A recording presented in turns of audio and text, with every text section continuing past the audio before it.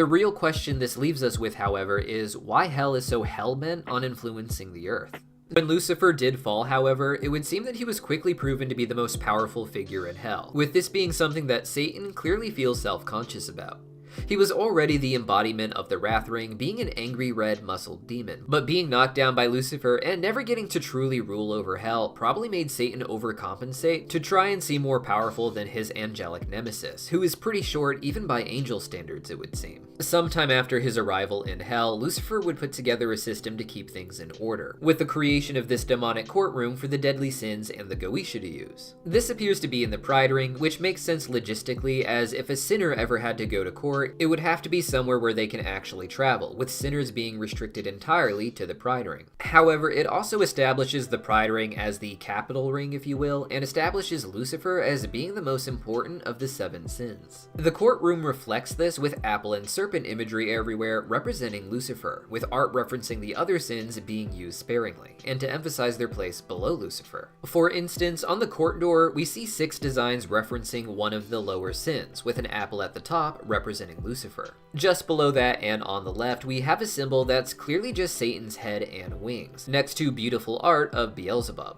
Below them is a drawing of the disgusting bug form of Mammon, next to a cool 2-headed serpent to represent Leviathan. Finally, on the bottom row is Asmodeus, with a symbol that features his face and heart imagery, and finally, the many eyes on the final square are a reference to Belphegor, who has many eyes along her neck. I do not believe the arrangement here says anything about power, nor does their arrangement of seats, aside from Lucifer being at the top to symbolize his importance. Satan seems to want the bottom chair, thinking that this will make him look like the counterbalancing power to Lucifer, with everyone else being paired up in their seats, but Lucifer likely just allows this because it means Satan is as far away from him as possible. With that in mind, I think the seating arrangement is more about who Lucifer actually likes to be near, with Beelzebub and Asmodeus showing the most respect to Lucifer by looking at his seat when Satan is claiming to have had the real power before Lucifer fell. Mammon, meanwhile, is as far down as possible without getting into Satan's spot, paired with Leviathan. Mammon we know to be someone that Lucifer probably doesn't like because Mammon keeps ripping off his theme park, Lulu World, in the Pride Ring, with his theme park, Lulu Land,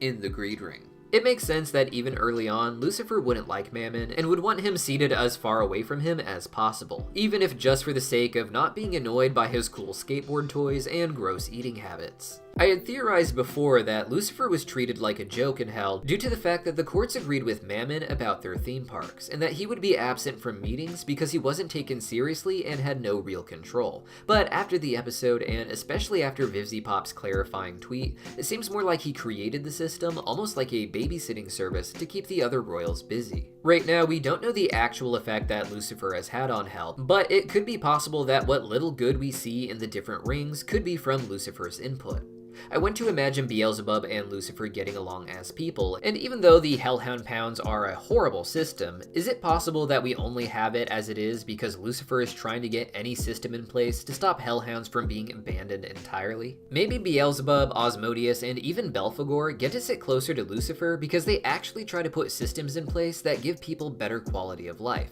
even if only marginally better than it was before. Sure, the Baphomets of the Sloth Ring are spending their days drugged up, but Bel uses her industry to try and keep her population prospering and in a nice environment, instead of milking it for everything she can, the way Mammon has clearly done with the Greed Ring. At some point, though, Lucifer would have done about as much as he could with the different sins, and eventually, he'd leave his BRB in 5-minute sign and never come back, as the spiderwebs on his throne indicate. The other sins and Goetia seem to be able to meet at pretty short notice, and some of them seem to revel in the opportunity to just show up and pass judgment, I'd say. And because of that, I think it's become largely a playpen to keep them, and particularly Satan, very busy. Satan is often presented as a judge in Judaism, and that is essentially the role that Satan takes on in this courtroom. He gets to busy himself with the tiny deaths of singular entities, one court case at a time, instead of running loose on the Wrath Ring or the rest of hell and demolishing cities based on his mood while rationalizing that this is the proper order. Once Lucifer had established enough order, he likely realized his time at the courthouse was wasted and let it be the prison playhouse Satan uses to pretend he's more important than Lucifer.